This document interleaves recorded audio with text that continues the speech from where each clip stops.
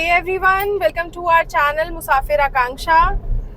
I hope आप सभी अपने घर में स्वस्थ होंगे और मस्त होंगे। तो आप जैसा देख रहे हैं मेरे फेस पर सनलाइट पड़ रही है, तो दोपहर में हम निकल गए हैं एक अपनी नई मंजिल की ओर। और आज आपको हम ले जा रहे हैं बटेश्वर धाम।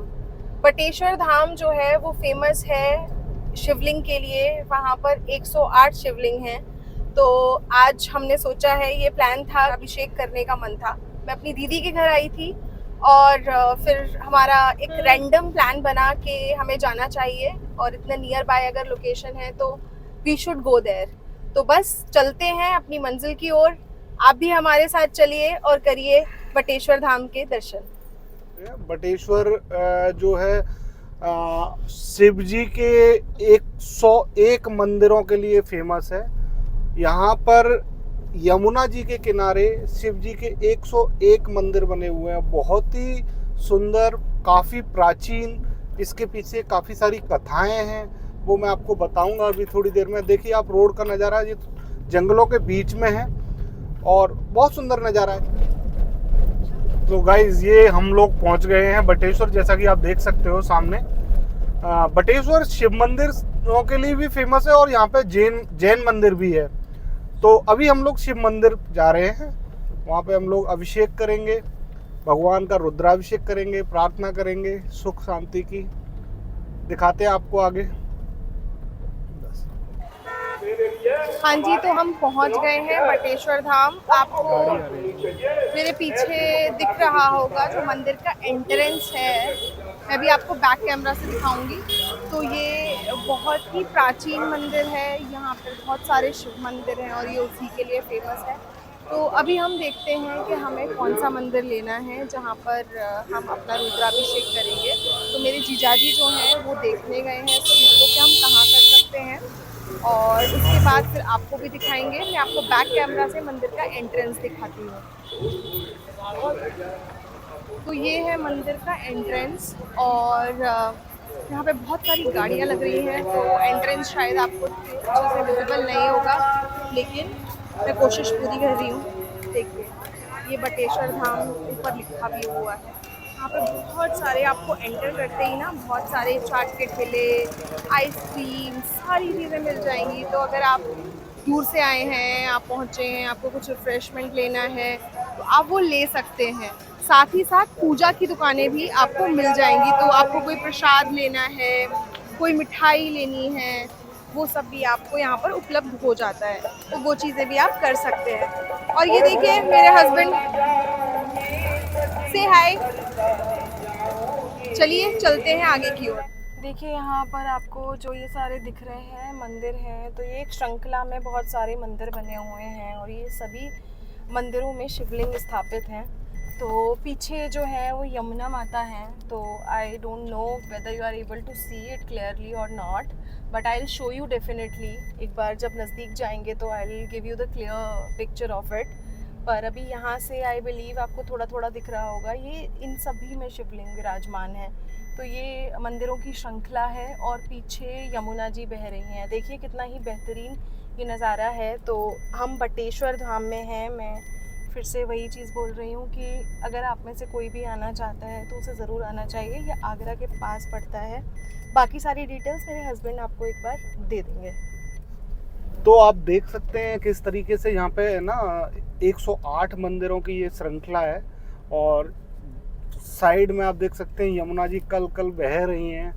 बहुत ही सुंदर नज़ारा है। मतलब इतना दिव्य और पवित्र तीर्थ स्थान मैंने अपनी लाइफ में कभी नहीं देखा। मतलब रियल में मैं यहाँ पे जब भी इधर आता हूँ ना, बहुत ही अच्छा फील करता हूँ। एक पॉजिटिव फीलिंग आती है ना, पॉजिटिव वाइब्स, पॉजिटिव वाइब्स आती हैं। करेक्ट। तो अब देखते हैं हम। ये आप देख सकते हैं कि ये जगह कितनी प्राचीन है कि ये देखो एक किला बना हुआ है। तो ये मैं आपको गाड़ी में से दिखा पा रहा हूँ। तो ये कितना पुराना है। आप इनकी जो ईंट है ना, ये देखिए ईंट भी पूरी तरीके से ना गल गई हैं। ये इतना प्राचीन किला है। तो ये जगह है ना, जो संपूर्ण बटेश्वर जगह है, ये काफ़ी प्राचीन है। इसके पीछे एक हिस्ट्री है, जो कहानी है वो मैं आपको अभी बताऊंगा। मैं अभी आपको ना पूरी मंदिर श्रृंखला दिखा रहा हूँ एक बार, कि हम लोग चल रहे हैं रोड पे और मंदिरों की श्रृंखला साथ साथ भी चलती जा रही है और साथ में ये आप देख सकते लाओ हो इधर से मैं यमुना ले जी लूं। चलती जा रही हैं। इधर से मैं ले लूं। ये देखिए ये एक मंदिर है, इसी तरीके के सेम आर्किटेक्चर के व्हाइट कलर के मंदिर बने हुए हैं। इनके अंदर बहुत बड़े बड़े शिवलिंग हैं। मैं अभी आपको शिवलिंग के भी दर्शन कराऊंगा थोड़ी दूर चलने के बाद। ये देखिए एक और मंदिर है। तो इसी तरीके से ये मंदिर पूरे रास्ते पे 108 मंदिरों की ये श्रृंखला बनी हुई है। ये देखिए एक बहुत ही अच्छी चीज़ जो मैं आपको बताना चाहूँगा, ये देखिए ये लिखा है अटल स्मृति द्वार।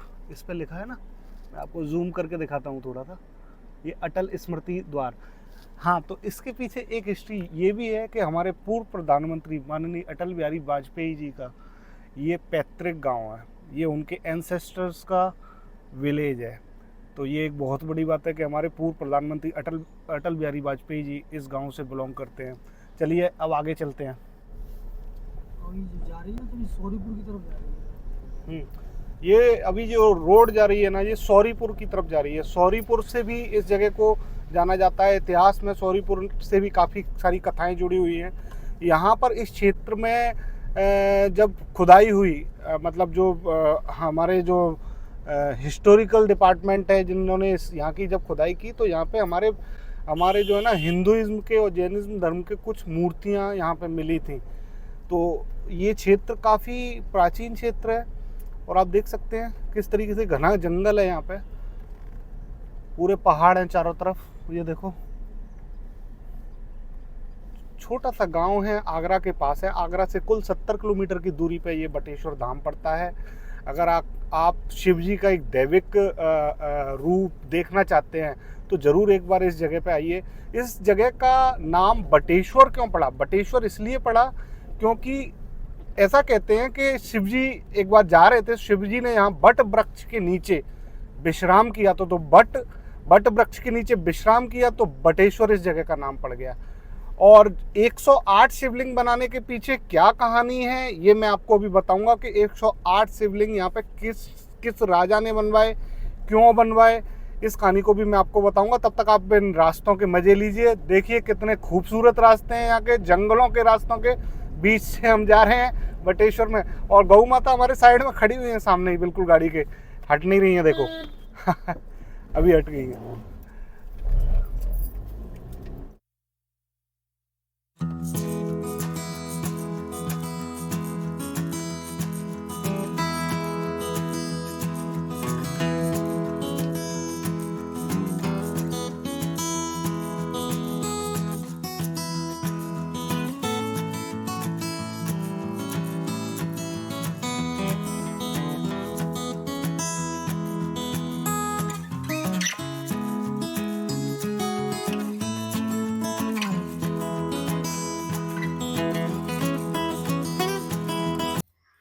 हाँ जी, तो फाइनली हमने चूज़ कर लिया है मंदिर। बहुत सारे मंदिर थे, हमने आपको श्रृंखलाएँ भी दिखाई हैं, आस-पास भी बहुत सारे मंदिर हैं। तो अब हमने फाइनली एक मंदिर चूज़ कर लिया है। देखिए पीछे मेरे हस्बैंड और जो पंडित जी हैं वो सामान निकाल रहे हैं गाड़ी में से और पूजा की तैयारियां कर रहे हैं। तो मीनवाइल मैंने सोचा कि आपको एक बार दिखा देती हूँ कि कितनी प्यारी सी लोकेशन पे मंदिर चूज़ किया है हमने। पीछे ये देखिए मेरा बेटा, ये भी काम करवा रहा है, इसको भी लगाया हुआ है। पीछे देखिए यमुना जी जो है वो बह रही हैं, पतिदेव भी काम पर लगे हुए हैं। और ये जो मंदिर है ये एग्जैक्टली पीछे, तो मतलब राइट बिहाइंड द मंदिर यमुना जी हैं और सामने फ्रंट पे मंदिर है। तो मंदिर जो है उसकी थोड़ी साफ़ सफाई करनी पड़ेगी उसमें पूजा करने से पहले, तो हम लोग वही करने जा रहे हैं। तो चलिए मैं आपको बैक कैमरा से दिखाती हूँ। तो देखिए ये मंदिर है, एग्जैक्टली ये मंदिर इस तरह से बना हुआ है, बहुत ही प्राचीन ये मंदिर है। आसपास देखिए और भी मंदिर हैं जैसे आपको दिख रहे हैं ना, लेकिन हमने सोचा है कि हम यहीं पर पूजा करेंगे। और उसके पीछे जो है यमुना मैया बहती हुई दूर तक, तो बहुत ही अद्भुत नज़ारा है। तो इस अद्भुत नज़ारे के बीच में चलिए पूजा अर्चना की तैयारियां शुरू करते हैं। ना मंदिर को ये देखिए, पहले हम लोग ना मंदिर को साफ कर रहे हैं हे राम भगवान, मैं इसी को देख के मंदिर को सफाई करके ही फिर हम लोग यहाँ पे अभिषेक करेंगे शिव जी का।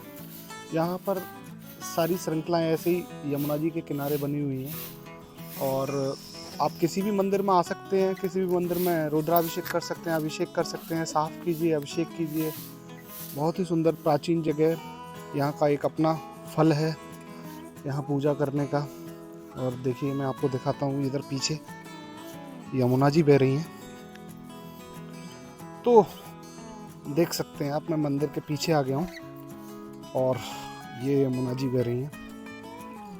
ये देखिए यहाँ से कितना सुंदर नज़ारा आ रहा है पीछे से। ये मंदिर श्रृंखलाएं हैं। वहाँ जो सामने सबसे आगे जो दिख रहा है ना, वो मुख्य मंदिर है, उसमें अभी हम लोग जाएंगे। बोटिंग भी हो रही है, बोट चल रही हैं। और यहाँ पर एक चीज़ जो है सबसे नोटिस करने वाली चीज़ है, वो ये है कि यहाँ पर केवल बटेश्वर में यमुना जी उल्टी बह रही हैं, पूरब से पश्चिम की ओर बह रही हैं। 4 किलोमीटर के डिस्टेंस में यहाँ यमुना जी उल्टी बह रही हैं। तो देश की एकमात्र ऐसी जगह जहाँ यमुना जी उल्टी बह रही हैं वो है बटेश्वर। तो उसी बटेश्वर में आज हम लोग यहाँ शिव जी का रुद्राभिषेक करेंगे। कई कारणों ये जगह कई कारणों से फेमस है, जैसे कि आपको मैंने अभी बताया, हमारे पूर्व प्रधानमंत्री स्वर्गीय श्री अटल बिहारी वाजपेयी जी का पैतृक गांव है ये, तो ये इसके लिए भी फेमस है। मैंने आपको भी बताया कि यहाँ पे 101 मंदिर हैं और उसके बाद काफ़ी सारे मंदिर भी बने, 108 हुए। जैसे जैसे राजाओं ने यहाँ पे शासन किया उसके हिसाब से यहाँ पे मंदिर बनाए। लेकिन 101 शिवलिंग या फिर शिव मंदिर बनाने के पीछे मुख्य कारण क्या था, तो उसके पीछे एक स्टोरी है। ऐसा कहा जाता है कि यहाँ के राजा भदावर और परमार राजा थे, तो दोनों राजाओं की रानियों ने एक साथ गर्भ धारण किया। तो दोनों ही राजा काफ़ी अच्छे मित्र थे। तो दोनों राजाओं ने इस तरीके की एक बातचीत की या शर्त करी कि भाई जिसकी भी लड़की होगी दोनों में से, हम दोनों में से, वो अपनी पुत्री का विवाह जिसके पुत्र होगा उससे करेगा। लाइक अगर मेरे पुत्र हुआ तो मैं अपनी पुत्री का आपकी पुत्री से अपने पुत्र का विवाह करूँगा। अगर आपकी पुत्री हुई तो और मेरे पुत्र हुआ तो हम दोनों आपस में ऐसे शादी करेंगे। तो ये सब होने के बाद लेकिन हुआ कुछ उल्टा। दोनों ही राजाओं के, दोनों ही रानियों को पुत्री रत्न की प्राप्ति हुई। लेकिन जो यहाँ के राजा भदावर थे, उन्होंने झूठ बोला और बोला कि मुझे पुत्र रत्न की प्राप्ति हुई है। तो जो परमार राजा थे वो अपनी पुत्री उनकी बड़ी होती गई और वो इस चीज़ का इंतज़ार करते रहे कि मेरी पुत्री बड़ी होगी तो मैं भदावर राजा के पुत्र से अपनी पुत्री की शादी करूंगा। एक बार क्या हुआ भदावर राजा की पुत्री को ये बात पता चली कि मेरे पिता ने ऐसा झूठ बोला है कि उनके पुत्र पैदा हुआ है और परमार राजा से ऐसा झूठ बोला है। तो वो इस बात से काफ़ी चिंतित हुई और इस चिंता में उसने अपने पिता की लाज बचाने के लिए, अपने पिता भदावर के जो भदावर राजा थे, उनकी लाज बचाने के लिए शिव जी की आराधना स्टार्ट की और तपस्या स्टार्ट कर दी, घोर तपस्या स्टार्ट कर दी। लेकिन घोर तपस्या के बाद भी जब कोई परिणाम नहीं निकला, कह सकते हैं कि मान लो शिव जी नहीं आए और ऐसा कोई परिणाम नहीं निकला, तो उनकी पुत्री ने यमुना जी में कूद कर जान दे दी। लेकिन उसके बाद शिवजी प्रसन्न हुए और शिवजी ने दर्शन दिए और उस पुत्री को पुत्र बनाकर उस राजा को दिया। तो ये जो है कहानी और ये जो यहाँ पे चमत्कार जो शिवजी का यहाँ पे कृपा हुई, उसके कारण भदावर के राजा ने यहाँ पर 101 शिव मंदिर बनवाए। और फिर इस तरीके से ये यहाँ पे 101 शिव मंदिर बनने के बाद ये जगह बटेश्वर को छोटी काशी भी कहा जाता है। ऐसा कहा जाता है 17वीं शताब्दी में यहाँ पर मराठा राजाओं का राज हुआ, उसके बाद यहाँ संस्कृत का काफ़ी प्रचलन हुआ। तो संस्कृत का काफ़ी प्रचलन होने के बाद इस जगह को छोटी काशी भी कहा जाता है। एक बहुत ही रोचक बात है कि छोटी काशी हमारे आगरा के इतने पास है। देखिए ये कितना विशाल स्वरूप है। यहाँ हम लोग ना अभी पूजा करने वाले हैं, ये पूजा की तैयारियां चल रही हैं, देख सकते हैं। रुद्राभिषेक।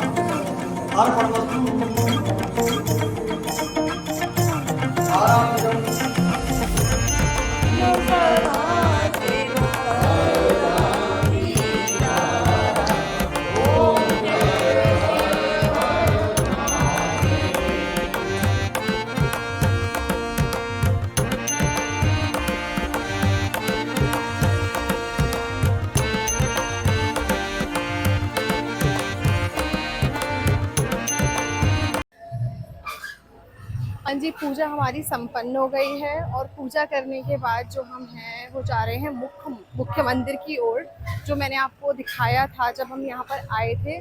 तो अब उस मंदिर में जाके हम करने वाले हैं भगवान जी के दर्शन, और फिर देखते हैं अंदर कितना कैप्चर करने देते हैं, कितना नहीं करने देते हैं। तो चलिए मेरे साथ। देखिए कितना सुंदर सजाया हुआ है मंदिर को। मंदिर का जो द्वार है, जो दोपहर में आपको बिना लाइट्स के मैंने दिखाया था, यही जो द्वार है वो रात को इतना खूबसूरत लग रहा है। और यहाँ पर जब आप एंटर करते हो तो आपको इस तरह से एक पूजा की सामग्री की शॉप मिल जाती है। तो आप अगर प्रसाद लेना चाहते हैं, चुन्नी लेना चाहते हैं, अगरबत्ती वगैरह जो भी आप लेना चाहते हैं वो आप ले सकते हैं। तो चलिए चलते हैं आगे। तो जैसे ही आप यहाँ पर प्रवेश करेंगे आपको ये इस तरह की एक शॉप मिल जाएंगी। एक नहीं, सॉरी, बहुत सारी शॉप्स हैं। तो यहाँ से अगर आप कुछ ख़रीदना चाहते हो तो आप ख़रीद सकते हो। बड़ी रंग बिरंगी लगती हैं ये दुकानें ना, जब इन पर लाइट पड़ती है। दोनों तरफ है, मन इस तरफ से जैसे आपने एंट्री की तो इस साइड भी आपको ये शॉप्स मिलेंगी, पूरा एंड तक है। और इधर भी ये पूरी शॉप्स इस तरह से हैं एंट्रेंस के बाद ही। तो आप कहीं से भी अगर कुछ ख़रीदना चाहते हैं, कुछ शॉपिंग करना चाहते हैं तो आप कर सकते हैं। यहाँ पर सारा पूजा से रिलेटेड ही सामान मिलता है, तो जो भी आपने लेना है वो आप ले सकते हैं अपनी मतलब अपनी ज़रूरत के अनुसार। तो अब हम बढ़ रहे हैं मंदिर की ओर, और देखिए मंदिर का कितना ही खूबसूरत नज़ारा है, कितना भव्य दृश्य है, बहुत ही मनमोहक। तो मैं पहले भी आई हुई हूँ, मैंने पहले भी यहाँ पर दर्शन किए हुए हैं, लेकिन वो थोड़ी पुरानी बात है। देखिए लाइट ऑफ हो गई है, मतलब पावर कट हो गया है तो लाइट ऑफ हो गई है, थोड़ी थोड़ी लाइटें जल रही हैं। तो देखते हैं कितना दर्शन हम कर पाते हैं अंदर। तो जब मैं चल रही हूँ तो जो मैं द्वार देखना चाहती हूँ जहाँ से मुझे एंटर करना है, ये भी कुछ चीज़ यहाँ से भी एंटर करके आप शायद कहीं पहुँचते हैं। और मैं स्ट्रेट वो जो दरवाज़ा आपको दिख रहा है वहाँ से दर्शन करने जा रही हूँ। देखिए मंदिर के बाहर ये इतना बड़ा घंटा है, इसको लोग बजा रहे हैं, और बाहर ही नंदी जी की मूर्ति है। तो भोले बाबा का मंदिर हो और नंदी महाराज ना उपस्थित हो, ऐसा तो भाई पॉसिबल ही नहीं है। तो ये देखिए नंदी है यहाँ पर। चलिए कान में कुछ बोला जाए।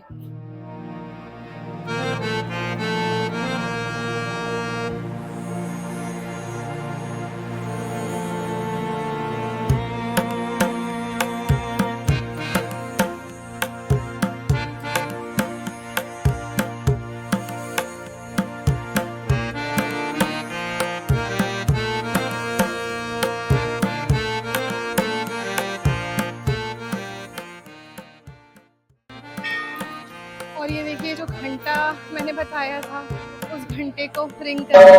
मेरे हस्बैंड गए हुए हैं। बहुत अच्छा लगता है ऐसे स्थान पर आकर, बहुत ही अलग ही फीलिंग होती है, डिवाइन फीलिंग होती है, बहुत ही अच्छा लगता है।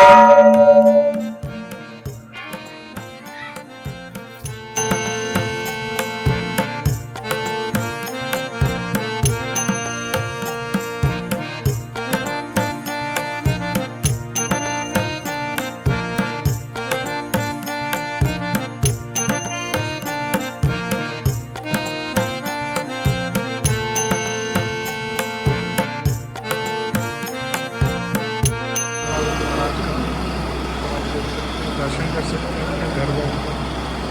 बहुत ही दिव्य और भव्य मंदिर है ये कमला जी का। आप दर्शन करें, घर बैठ के दर्शन करें कमला जी के। जब भी मौका मिले दर्शन करने अवश्य दें। जय बोले की हर हर महादेव।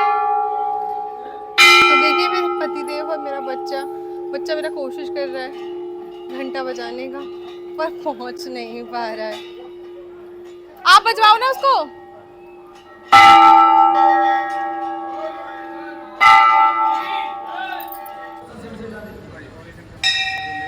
गौरी शंकर मंदिर है यहाँ पर। ये देखिए भगवान शिव इसमें सेठ के रूप में है और माँ पार्वती जो है सेठानी के रूप में। ये गौरी शंकर मंदिर है, ये बटेश्वर मंदिर प्रांगण के अंदर ही आता है। आप ज़रूर दर्शन करें, बहुत ही अद्भुत मूर्ति है। पूरे देश के अंदर ऐसी मूर्ति मैंने कभी नहीं देखी, सीरियसली। कि जितने भी ज्योतिर्लिंग हैं, ऐसा सुनने में आता है कि ऐसा मनीषी बताते हैं कि 12 ज्योतिर्लिंगों से भी पूर्व का, यहाँ तक माना गया सतयुग के समय की इसकी स्थापना है। और ये जो सिद्धपीठ है, ये जो शक्तिपीठ है, यहाँ की जो महिमा है अनंत है। हमने तो ये माना है कि भगवान ब्रह्मलाल जो ब्रह्मा द्वारा स्थापित हैं, किस प्रकार से इनका जो नाम है, तो ब्रह्मलाल जी की इतनी महिमा है कि यहाँ जो भी आया है वो कभी खाली हाथ नहीं गया। और भगवान ब्रह्मलाल की कृपा से हर व्यक्ति को मनोइच्छित वस्तु है, मनोइच्छित संसाधन, मनोइच्छित जो श्रद्धा का फल है उनको मिलता है। इसलिए यहाँ 12 महीने लगातार भीड़ लगी रहती है। दूसरी बात एक और है कि यहाँ की जो प्रतिमा है, जैसे आपने ब्रह्मलाल की प्रतिमा देखी होगी, वो बड़ी अद्भुत है। उसमें एक निशान बना हुआ है, यानी मुगल काल से भी कई इनके संबंध जोड़े जाते हैं, जो आक्रांता हुए। लेकिन ऐसा प्रभाव देखा जाता है कि कितने भी मंदिर नष्ट हुए, कितने भी उन्होंने बहुत सारे जो हमारी मूर्तियाँ हैं उनको नष्ट किया, लेकिन ऐसा एक स्थान, ऐसी एक जगह, ऐसी एक प्रतिमा जिनको वो नष्ट नहीं कर पाए, उनमें गिनती ब्रह्मलाल की होती तभी है। हम लोग शिवलिंग के पास हाँ, देखते हैं तो उसमें शिवलिंग पे निशान है, धारी लगा बनी हुआ हुई है। जब भी आप देखोगे ना तो शिवलिंग पे ना चिकना निशान होता लगा है, हुआ सीधा सीधा होता है, लेकिन इस पे तलवार के निशान लगे बने हुए शिवलिंग हैं। पे। तो कभी भी मतलब इसको ना तो वो कभी नष्ट कर पाए, ना उसको कभी खंडित कर पाए। तो इसकी महिमा तो इससे आप जान सकते हैं कि जिसे बलपूर्वक, जैसे कहते हैं कि वो बहुत से मंदिर नष्ट कर दिए हिंदुओं के, ये सुनने में आता है, लेकिन आप ये भी देखते हैं ये एक नष्ट नहीं कर पाया। ऐसा एक मंदिर तो स्वयं महादेव का मंदिर है भैया, इसको साक्षात कौन नष्ट कर स्वयंभू सकता है। भगवान ब्रह्मलाल की बड़ी महिमा है।